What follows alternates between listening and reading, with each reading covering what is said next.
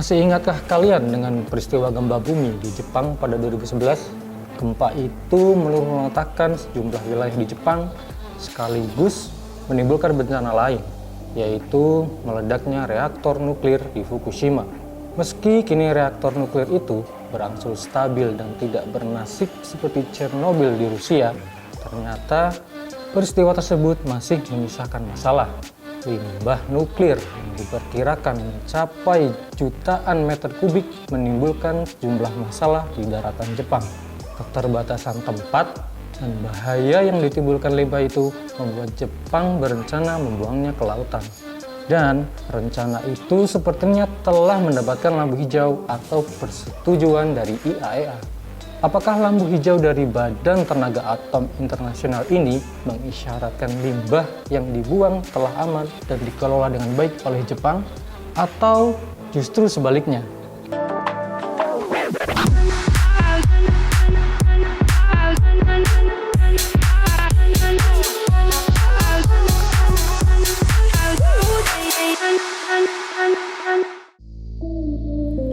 Ledakan pembangkit listrik tenaga nuklir Fukushima yang terjadi pada 2011 menimbulkan permasalahan baru bagi Jepang. Selama ini Jepang menggunakan 1,3 juta meter kubik air laut untuk menjaga suhu reaktor nuklir yang rusak. Setelah digunakan, air laut ini ternyata menjadi limbah yang kemudian disimpan dalam beberapa tangki yang berdekatan dengan lokasi PLTN Fukushima. Limbah ini terus disimpan karena tidak bisa dibuang sembarangan, karena sebanyak 64 zat radioaktif yang terdapat dalam air laut tersebut dapat menimbulkan bahaya pada manusia. Beberapa kandungan zat berbahaya yang tersimpan adalah karbon 14, iodin 131, kaesium 137, strontium 90, kobalt 60, dan hidrogen 3 atau tritium. Selama ini Jepang menggunakan sistem ALPS atau Advanced Liquid Processing System untuk mengolah limbah nuklir atau menghilangkan zat radioaktif yang tercampur pada air laut dalam proses pendinginan. Dalam proses ALPS, Jepang menggunakan 5 tahap: konsedimentasi, adsorpsi, dan filtrasi fisik. Proses ini kemudian menghilangkan 62 bahan radioaktif berbahaya yang sebelumnya masih terkandung dalam air laut bekas pendinginan reaktor Fukushima. Air limbah nuklir ini kemudian disimpan dalam 1.000 lebih tangki stainless steel dengan jarak berdekatan. Meski telah dilakukan filtrasi, ternyata proses ini belum sepenuhnya aman. Hal inilah kemudian yang dikhawatirkan oleh masyarakat di dunia karena masih adanya kandungan radioaktif di dalam limbah nuklir. Sebenarnya, beberapa zat radioaktif atau radionukleus tidak bertahan lama, karena beberapa zat tersebut hanya bisa bertahan selama 12 tahun sejak bencana itu terjadi. Tapi, ternyata ada zat radioaktif yang tetap bandel dan dapat bertahan sampai 5.000 tahun, seperti karbon 14. Dilalahnya proses penyaringan yang dilakukan ALPS hanya berhasil menyaring 62 bahan radioaktif berbahaya dari keseluruhan 64 bahan radioaktif berbahaya. 2 bahan radioaktif yang tidak dapat disaring itu adalah karbon 14 dan tritium. Proses penyaringan ALPS ternyata belum bisa memenuhi standar keamanan yang diberikan oleh Komisi Internasional tentang Perlindungan Radiologis. Dan karbon 14 ini termasuk zat radioaktif yang dapat bertahan sampai 5.000 tahun lamanya.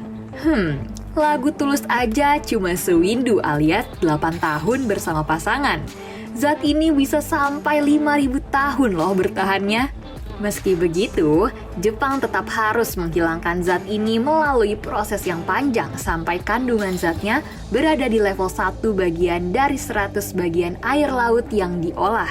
Sedangkan untuk tritium sendiri, saat ini masih berada di angka 1.500 becquerels per liter atau masih 1/7 dari pedoman yang diberikan oleh WHO. Karbon 14 saat ini levelnya masih berada 2% dari standar yang diperbolehkan oleh WHO. Hingga sekarang, Jepang masih berupaya untuk melakukan penyaringan pada 2 bahan berbahaya ini, sebelum pada akhirnya membuang limbah nuklir ini ke laut. Rencana pembuangan limbah nuklir ke laut ini sebenarnya sudah disampaikan Jepang kepada IAEA sejak 2021.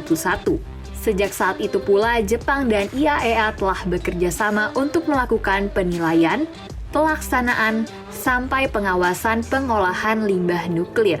Baru pada 2023, IAEA menyatakan limbah nuklir yang diolah ALPS aman dan dapat dilakukan pembuangan limbah ke laut. Untuk menjaga ekosistem laut, Jepang juga telah berjanji untuk tidak membuang limbah nuklir di area penangkapan ikan.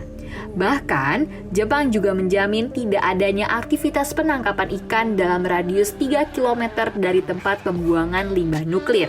Dengan segala proses yang akan dilakukan oleh Jepang dan upaya mencari solusi untuk menyaring dua bahan radioaktif tersebut, kemungkinan pembuangan limbah baru bisa dilaksanakan paling cepat pada Agustus 2023.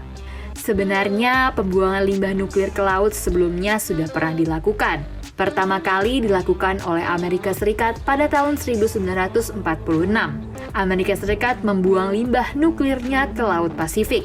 Diperkirakan sepanjang 1499 sampai dengan 1967 terdapat 42.252 terabekerel limbah nuklir yang dibuang di Laut Atlantik. Sedangkan di Laut Pasifik diperkirakan terdapat 1.278 terabekerel limbah nuklir yang dibuang dari 1946 sampai dengan 1991. Bahaya dari limbah nuklir ini kemudian baru menjadi perhatian luas setelah adanya The London Convention pada tahun 1972. Sejak pertemuan tersebut, perlahan berbagai wilayah dunia mulai menghentikan pembuangan limbah nuklir ke dalam laut. Hingga pada tahun 1991, limbah nuklir terakhir dibuang ke dalam lautan luas. Nah, izin yang diberikan IAEA kepada Jepang ini bakalan jadi pertama kalinya loh sejak terakhir pembuangan nuklir dilakukan pada tahun 1991. Namun, catatan penting diberikan IAEA bahwa limbah nuklir yang dibuang telah diproses dan dinyatakan aman.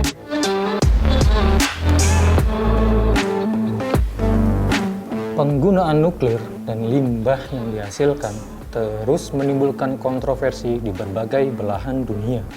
Nuklir memiliki dua sisi, bisa menjadi teman, tetapi juga dapat menjadi musuh yang nyata. Bahkan, seperti bencana Fukushima dan Chernobyl, nuklir yang awalnya menjadi teman, justru di kemudian hari menjadi lawan yang sangat nyata.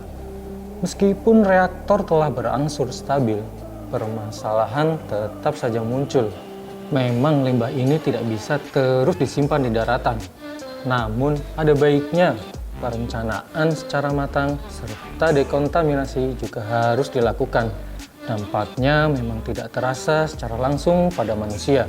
Tapi dalam jangka panjang, tidak ada yang tahu akibat yang ditimbulkan dari limbah ini. Saya, Rida Kusuma Perdana dan tim Litbang Media Indonesia pamit undur diri. Saksikan Jendela Data setiap Selasa hanya di YouTube Media Indonesia.